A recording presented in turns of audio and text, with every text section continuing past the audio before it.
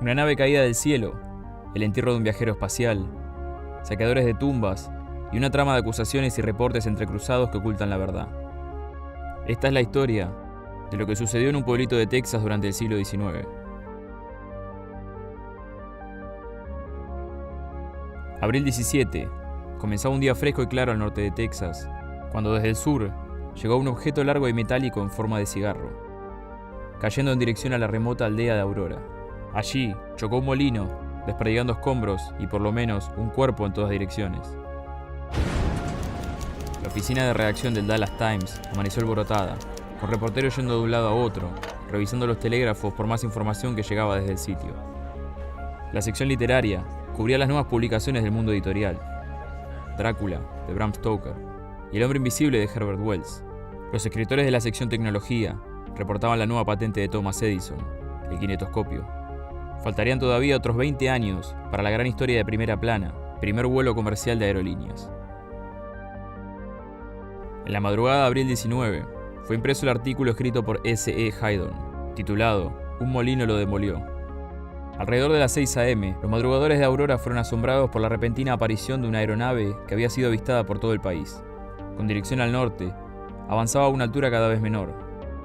Es evidente que la maquinaria estaba fuera de orden, ya que alcanzaba velocidades de tan solo 15 a 20 km por hora y apuntando hacia la tierra. Voló sobre la plaza central hasta alcanzar la parte norte del pueblo, chocando con el molino de la granja del juez Proctor.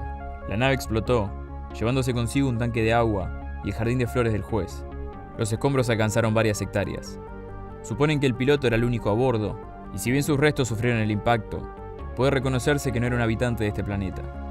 El señor T.J. Weems, oficial de servicios de comunicación en el lugar y autoridad en astronomía, da su opinión sobre el piloto, diciendo que se trataba de alguien proveniente de Marte.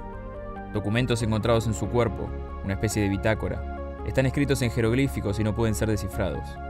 La nave estaba en pésimas condiciones como para poder investigar su método de construcción o forma de impulso. Al parecer, construida de un metal desconocido, parecido a una mezcla de aluminio y plata, que debe haber pesado varias toneladas. Hoy la aldea está llena de personas observando los escombros y juntando muestras del misterioso metal. El entierro del piloto será mañana al mediodía. Otro artículo mencionaba el incidente, pero en este no se hace mención de los jeroglíficos, sino que solo indica: el piloto, quien no era un habitante de este mundo, fue dada cristiana sepultura en el cementerio de Aurora.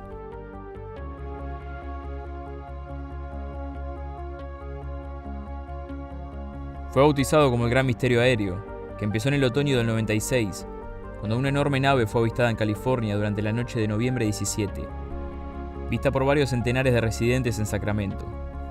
Muchos fueron capaces de discernir una forma obloide detrás de las luces, y dijeron que los movimientos eran intencionales, haciendo frente a la corriente del viento. Desde California, avistamientos de la gran nave comenzaron a moverse a través del país.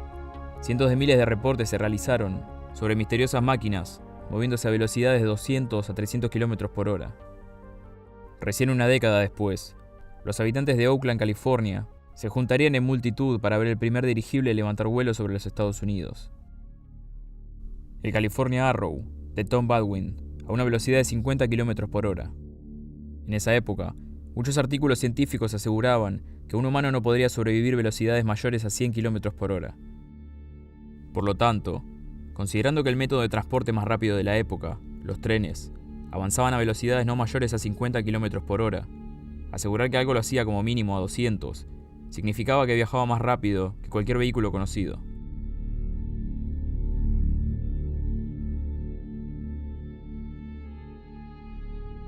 William Case llegó a Aurora una tarde de 1973 con una lista de nombres y una copia del artículo original de Haydon para llegar a la verdad del asunto. Preguntó en una cantina por el primero de los 4 testigos que habían estado vivos el día del accidente y podían tener conocimiento directo de los hechos. Robbie Reynolds le dijo: "Todavía están tratando de resolver el engaño de la nave espacial". Tenía 12 años el día del incidente. Su familia vivía a las afueras del pueblo y no supieron nada hasta que varios días después, un hombre a caballo pasó y les contó la historia. "Recuerdo que mi padre mencionó cómo el juez había pasado de la raya esa vez", comentó Reynolds. Todavía con poca información, William Case buscó en la Comisión Histórica de Aurora, donde encontró a Rosa Gregg, quien insistía en llamar el incidente OVNI una estafa mediática. pero ella tenía apenas 40 años, por lo que su fuente de información primaria fue su vecina Etta Pex. Pex mostró a Case el título de la propiedad del juez Proctor, comprada en 1945. Pex afirmó: "Nada creció por años, donde supuestamente había caído la nave". Una serie de recetas médicas evidenciaba los diversos problemas de salud que la familia Pex sufrió por generaciones, incluyendo quistes, artritis y problemas del corazón. Muchos de estos atribuidos al agua del pozo donde ocurrió el incidente. Su esposo había fallecido tiempo atrás de un infarto. Etta Pex creía que la zona era radioactiva. El próximo encuentro de Case fue con Mary Evans, de 92 años, quien había olvidado el incidente hasta que volvió a surgir en diferentes diarios. En 1897 tenía 15 años. Sus padres escucharon del accidente por su vecino, el señor Stephens, y salieron a caballo hasta la escena, pero ella tuvo que cuidar a su hermano menor. Cuando volvieron a casa, dijeron haber visto las partes de la nave desperdigadas por todo el campo y el cuerpo del piloto magullado. Otto Evans, padre de Mary, fue uno de los hombres que recogió los restos del piloto. En sus palabras, era un hombre pequeño. Junto a otros granjeros, lo enterraron ese mismo día en el cementerio de Aurora. La familia Evans y muchas otras pasaron una temporada de nervios después de eso. A 10 años del primer dirigible surcando el cielo y a 20 del primer vuelo comercial, era normal ver a varios vecinos pasar las tardes con las escopetas apuntadas al cielo.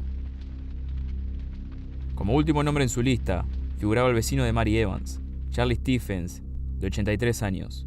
Tendría 10 años cuando la nave cayó en Aurora. Estaba con su padre haciendo pastar al ganado en la mañana de abril 17, cuando vieron pasar un objeto metálico en forma de cigarro con una luz brillante por encima suyo. La nave iba volando demasiado bajo y avanzaba hacia el centro del pueblo, unos 6 kilómetros al norte. Después de eso, oyeron un estallido. Y el horizonte se encendió en llamas por varios minutos. Yo quería ir de inmediato, afirmó Charlie, pero su padre dijo que primero deberían terminar el trabajo. Charlie dice que su papá fue a lomo de caballo hasta el pueblo al día siguiente. Al volver, describió una masa de metal y escombros quemados. Ya habían enterrado al piloto para cuando él llegó y quedaban solo partes de la nave. Charlie, por su parte, no quiso hablar de lo que no vio. El padre de Charlie no tuvo problema en contar la historia varias veces a través de los años. Agregó más tarde que recién a los 20 años supo del piloto en el accidente. Un mapa del cementerio masónico de Aurora no mostraba ninguna tumba carente de identificación. Sin embargo, la señorita Ayla Freelayson, una residente del pueblo vecino de Rome, que cuidó el cementerio en los 60 y 70, dijo a Case que mucha gente fue enterrada sin lápida y que los mapas antiguos no listaban varios de los entierros. Agregó que hay mucha gente ahí de la que nadie sabe. En compañía de Ayla, Case pudo encontrar, oculta entre la maleza del cementerio, una tumba pequeña que se supone pertenece al piloto de la nave. Tal era su tamaño que en ella solo podría caber un infante o un hombre de corta estatura. Encabezando la tumba, había una lápida que los polerinos tallaron sobre una roca. Parecía que la mitad de esta había desaparecido tiempo atrás. En la mitad restante, descansaba el dibujo de la nave hecho en 1897, bajo la cual podían apreciarse 3 círculos, haciendo referencia a posibles portales en su parte baja. William Case consiguió un detector de metales de un constructor amigo de Ayla y lo probó sobre la tumba del piloto para ver la aguja del indicador, marcando la presencia de 4 piezas de metal. Consiguieron permiso para retirar las piezas de metal sobre el ataúd y enviarlas a un laboratorio de la Universidad Norte de Texas. Aunque requería otro permiso más difícil de conseguir, viendo el ataúd, Case tuvo una idea.